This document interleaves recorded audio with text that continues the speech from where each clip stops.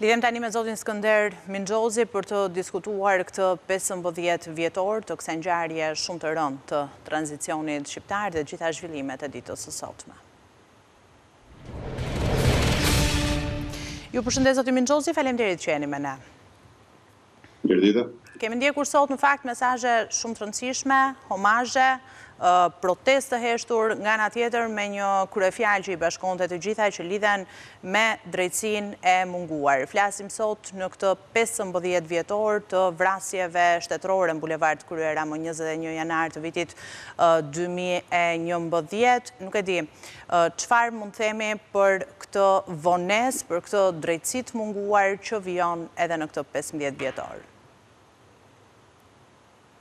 Tani që se do të donim ta përmbledhim, unë mendoj se 21 janari në 15 vjetorin e tij mund të cilësohet vetëm si një turp kombëtar. Është një diçka e turpshme që të mos zbardhet një ngjarje e cila ka ndodhur në zemër të kryeqytetit të Shqipërisë, në ndëshminë trombitëse të 10 medjave, ku janë plagosur gazetarë, ku është parë dhe filmuar gjithçka, ku është përjetuar më vonë edhe ai debat i egër politik dhe ku shteti ka tentuar të fshijë provat e krimit, ka fshirë kamerat, praktikisht rezultojnë të fshira të gjitha kamerat e godinës, nuk disponohen as sot. Ata që u vranë, 4 personat e vrarë, nuk kishin absolutisht rrezik për godinën dhe as për institucionin dhe as për jetët e atyre që ndodheshin brenda. Pra është një krim shtetëror i cili si tillë dhe i cili për shkak të rrethanave në të cilat u konsumua nuk justifikon kurrësi që edhe 15 vite më vonë mos jetë bërë transparencë për të, mos jetë ngjetur urdhërdhënësit, mos jetë zbardhur zinxhiri i përgjegjësive dhe i fajeve në lidhje me këtë ngjarje, pra të mbetet një vrasje kaq e dokumentuar ende pas zbardhur një dekadë e gjysmë pas saj, unë nuk di si ta cilësoj tjetër përveç se turp. Kjo në fakt për drejtësinë, duke renditur të gjitha ato që ju thatë, po nga ana tjetër edhe një vendim që kanë patur gjykatat europiane duke cilësuar si krim shtetëror. Në të vërtet, ju mendoni se kjo do duhet ishte ngjarja e parë e zbardhur për të vënë para përgjegjësisë ata që e kanë urdhëruar, më pas edhe ata që e kanë ekzekutuar për organet e drejtësisë së re në Shqipëri? Dëgjoni, kur unë cilësova një turp kombëtar, vetë fjala kombëtar përmban brenda, mendoj, një fajsi shumë planshe, përmban brenda më shumë se një fajtor. Natyrisht fajtori më i parë, ai që vrau, por fajtorët e dytë, të tretë dhe të katërt janë ata të cilët hezituan ose nuk treguan vullnet në duhur për të zbardhur ngjarjen. Natyrisht që është e turpshme që kjo majorancë e cili në 2013 fitoi zgjedhjet me 21 janarin si njërën ndër temat ose ndër kuajt e saj betejës elektorale, ende në vitin 2026, megjithëse na premtonte solemnisht gjatë 15 viteve që ne po ndërtojmë një drejtësi të re e cila nuk është si e vjetra, sepse nuk mund ta kërkojmë 21 janarin në tyrë të drejtësisë tjetër. Drejtësia e re erdhi, mori formë, mori shumë vullnet dhe mbështetje nga pas, siç ne e dimë, kanë marrë dhe shumë para, madje janë të mirë paguar, po kërkojnë dhe rritje rrogash jo vetëm ata, por dhe të tjerë.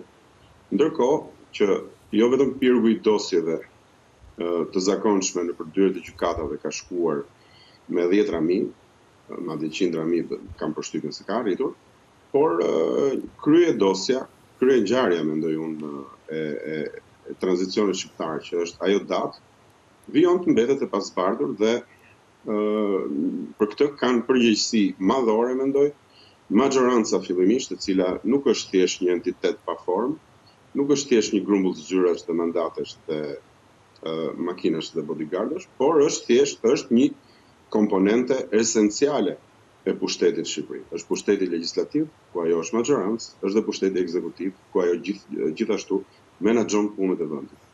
Kjo është fajtorja e parë. E dyta është drejtësia e re. Është drejtësia e re, më falë, nëse Jo, doja të shtoja që duan në fakt ta prek këtë çështje, pasi edhe në fjalën e tij, kryeministri Edi Rama tha se fakti i ndërmarrjes së reformës në drejtësi, për të gjithë nevojës që kishin institucionet shqiptare dhe shteti shqiptar për një drejtësi të re, ka qenë edhe për këtë çështje, edhe në këtë pikë një pjesë e madhe e punës mund të jetë kryer, ndoshta, me këtë reformë kaq thellë që pati sistemi i drejtësisë. Tani unë mendoj se ky tren ka kaluar. Pra, kryeministri po tregon një histori të vjetër. Po tregon një histori disa vjeçare ku natyrisht do duhej pritur që drejtësia të merrte formë, do duhej pritur që SPAK që KKO të kishin mundësi praktike për të shqyrtuar aktet, por ne dim se drejtësia e re zyrtarisht ka marrë formë para më shumë se 6 vitesh. Dhe SPAK ka hyrë në mandatin e 3 të tij, 3 vjeçar. Vetë GKKO gjithashtu ka vite që vepron. BKH gjithashtu. Pra, ndodhemi sepse me hallka të tjera sistemi drejtësisë, po bijem dakord me maxhorancën, me kryeministin që nuk po merremi se ato janë e vjetra dhe kjo është e reja.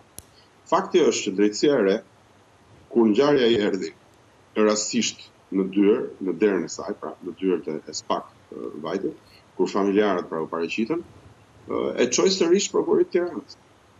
Megjithse kishte dhe ka një vendim shumë të rëndësishëm gjykatës evropiane, i cili hedh hije shumë të rënda mbi mënyrën se si është menaxhuar 21 janari. Dhe u detyrua gjykata e lartë që t'ia imponojë drejtësisë së re. Pra u detyrua një hallk që teorikisht po e quajmë të vjetër, që t'i imponohet kësaj drejtësie të re që këtë kryengjarje, që për mendimin tim është një ndër motivet kryesore të punës, do duhet ishte një ndër motivet kryesore të punës së drejtësisë së re, këtë ngjarje pra ta trajtoj me urgjencën dhe me precedencën që meriton, sepse është krejtësisht e pranueshme të hetosh vjedhjet, është krejtësisht e pranueshme të hetosh keq menaxhimin e legut, por është krejtësisht e papranueshme ose të hetosh vrasjet dhe keq menaxhimin e jetës. Ky është problemi. Nuk mundet të tregosh rigorozitet të lavdrueshëm në luftën ndaj korrupsionit dhe të lësh pas dore në një mënyrë tërësisht abuzive dhe cinike, do thoya, marrjen e jetëve në një mënyrë të tillë. Do thënë, e kanë ditur qysh kryhet herës të gjithë, të mëdhej dhe të vegjël, politikan e prokuror e gjyqtar, që kjo është një ngjarje qendrore, për të cilën, siç po ndodh, ne të dy po flasim dhe po na shohim. Edhe pas 15 vitesh, e vërtet. Dua që së bashku të ndalemi në fakt edhe tek një protestë e heshtur që u pa sot në bulevardin Dëshmorët e Kombit, me një pjesëmarrje masive, merr ndoshta një tjetër domethënie duke patur parasysh se në atë bulevard kanë mbetur 4 viktima, posa kaq sot, pas 15 vitesh, ka protesta çdo javë nga ana e Partisë Demokratike me krye Sali Berishën, që është në fakt edhe personi që akuzohet drejt për drejt për ngjarjet e 21 janarit. Si e pat këtë simbolik të ditës së sot, me një protestë e heshtur, ku në anën tjetër kërkohej patjetër drejtësi për këtë ngjarje shumë të rëndë? Dgjoni, nuk ka qenë nevoja për një protestë. Natyrisht është nevoja, po unë mendoj se është sërish e kaluar, nuk ka nevojë të protestosh qoftë në mënyrë të heshtur në një përvjetor. Në një përvjetor të tillë është diçka relativisht e kollajt të protestosh, sepse është ngjarja që tërheq, është simbolika e datës dhe janë shumë faktorë. Problemi është që kjo ngjarje duhet zbardhur në ditët normale. Nuk meriton thjesht të kremtohet dhe të përkujtohet në ditët në datën kur ka ndodhur dhe në përvjetorit e saj.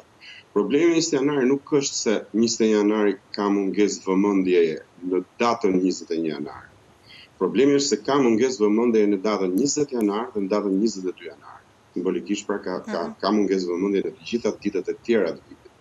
Ky është problemi i madh dhe për treguar interesin se sa qendrore është kjo ngjarje ende dhe pas 15 viteve, dhe interesin e opinionit publik, mjafton edhe sondazhi i fundit i Zaloshnjës së studion e Sokol Ballës për ta kuptuar, për ta perceptuar se sa delikate vijon të mbetet kjo ngjarje. Dhe kjo ngjarje ju e dini mirë dhe di dhe unë, sepse vijon të mbetet delikate. Vijon të mbetet delikate sepse është pezull. është e pasbardhur.